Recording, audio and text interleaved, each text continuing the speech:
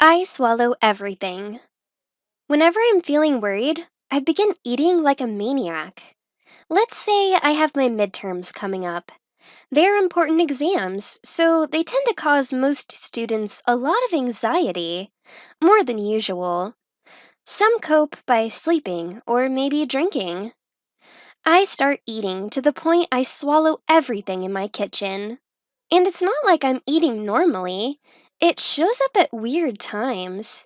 When I'm on the verge of having an anxiety attack, I run to the kitchen and start swallowing all the leftovers like crazy. If I see a bag of Doritos, I open it and swallow all of them whole. I don't know which part is worse, when I'm eating everything like there's no tomorrow, or after I'm done with it. Sometimes I purge myself to not feel that bad. I feel filthy, as if I had not eaten a simple bag of chips or whatever, and instead had eaten a person alive. Even worse, I can't seem to control these binges. I haven't purged myself that many times though, because it scares me. I try to lull myself to sleep, thinking that nothing is wrong with me, though I know there's something wrong. The thoughts simply invade my mind, and I want to shut them up to be able to think. I start taking deep breaths, and before I even realize what I'm doing, I've already eaten through half of the kitchen. This began when I was younger. There was this time when I had an important presentation for my geography class, and for some reason, I had been eating more than usual when nearing the date of my presentation. Whenever I thought about standing in front of the class when at home, I ran straight to the kitchen and grabbed anything I could find and swallowed. I've been like this for around 2 years, though I never paid it as much mind as I have right now, because I've picked up a lot of weight and people are noticing. Some of my friends have even asked me what I've been doing to earn these lumps and rolls on my chest, which have always been very flat. This makes everything worse. I get more anxious when I have to deal with these kinds of comments. And when I start to get anxious once more, I begin eating and swallowing and eating and swallowing. My mom eventually noticed this, and she told me that I should try to keep control, take deep breaths, and avoid eating. It works for the first few minutes, but then these thoughts come back to my head, and I begin eating once more. Even then, while this is a terrible situation, I've sort of learned to live with it. Eventually, when nothing changes, you get used to the binges and eating through everything, even the extra weight. Or, well, I thought so, until that fateful day when I was starving. Not starving, because when I swallow things, I'm not really hungry. But I feel like I could eat a cow at the same time. It's weird trying to explain it. Almost as if my mind was willing me to eat everything, but my body was telling me not to. Well, that morning I went into the kitchen and Mom hadn't finished buying the groceries. My head was pounding and I was getting dizzy. I needed to eat something. I scrambled around each of the kitchen drawers looking for something to eat. There was nothing edible, but my anxiety didn't show any signs of stopping anytime soon. Eventually, I saw the second best thing to food. Or at least what my mind thought was the second best thing, because it wasn't good at all for my body. There was some red slime on the counter that my little sister had made, and I didn't even know what I was doing. It had a nice smell, and before I even realized it, I had already swallowed some of the slime. I thought I was going to die.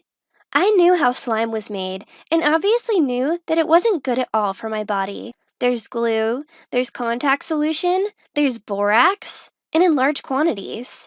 Those are all toxic for my body. I was going to die if I didn't do something quick. I wasn't thinking properly, but I was sane enough to call my mom in that instant. "What is it, sweetie?" she answered quickly, even though she was probably on the way back home from work. "Mom, I just did something terrible. I swallowed Laura's slime because I have been having another food binge.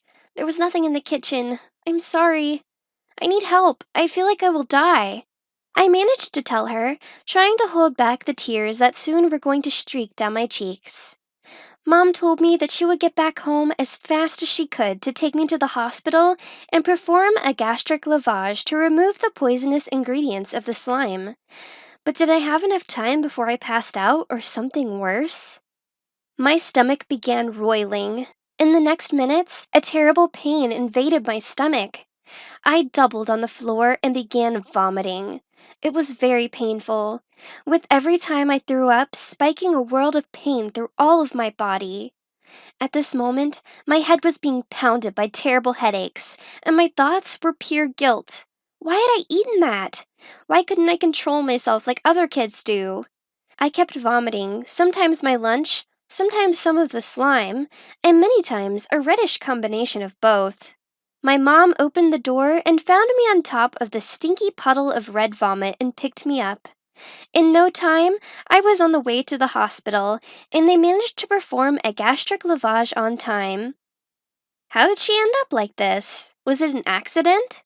The doctors asked my mom when we were leaving. My mom was about to answer, probably a quick white lie to cover the incident up without exposing me, but I was honest at that moment. Honest not with the doctor, but with myself. I have a problem. I swallow everything I see when I'm anxious. I need help, because I don't want this to happen to me again. Can you help me, doctor? My words were as sincere as I could muster after this painful day.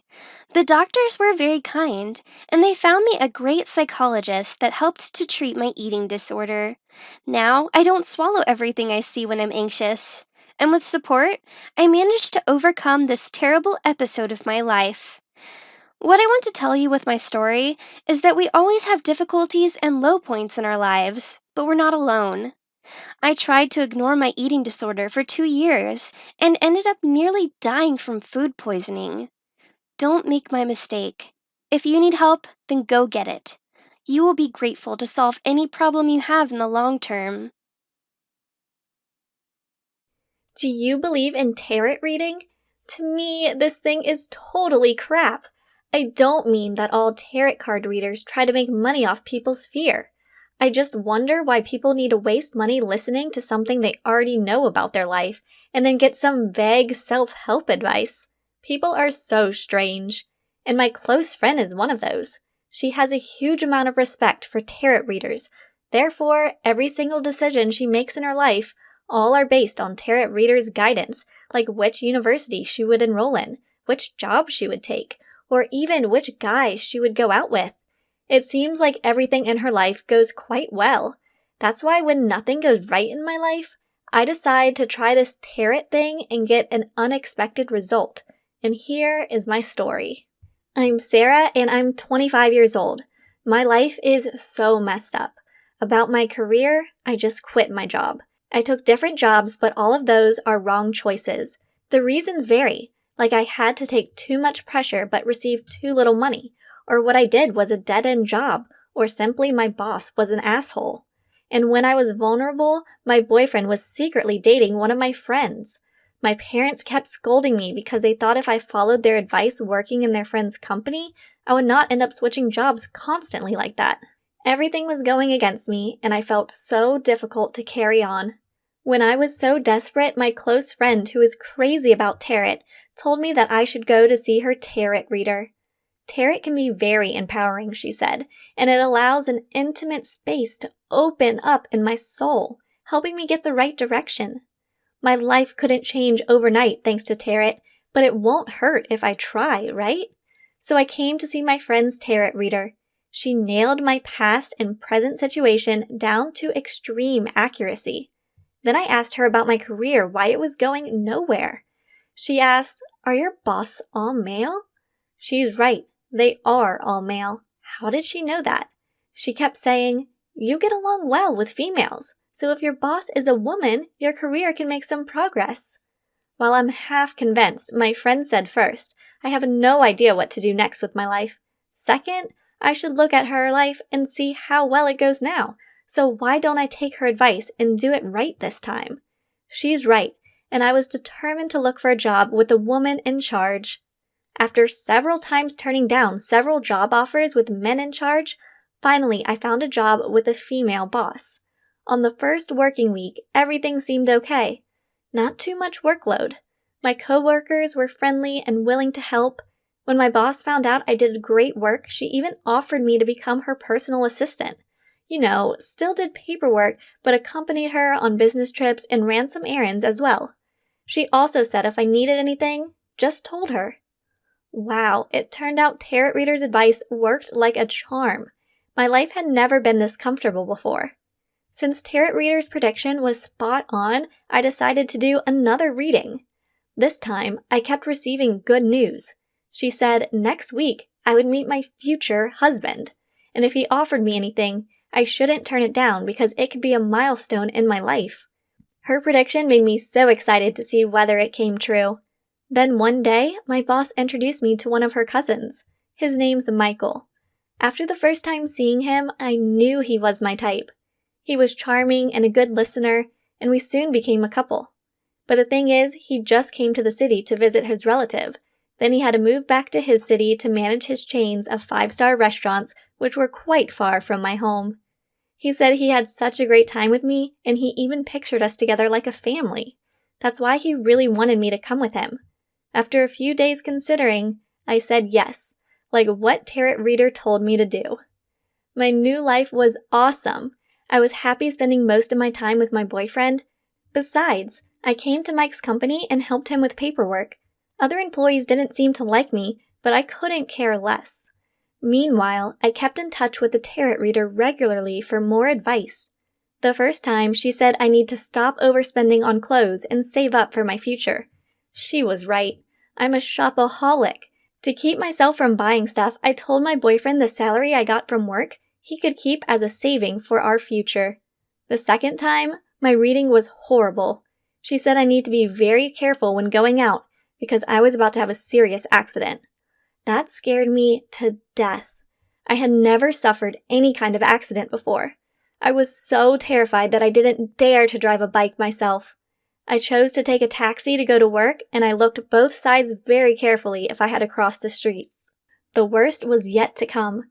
My boyfriend had to deal with several difficulties in his business. His restaurants were accused of committing some food safety violation, which made him had to shut down his restaurants and fired half of his employees.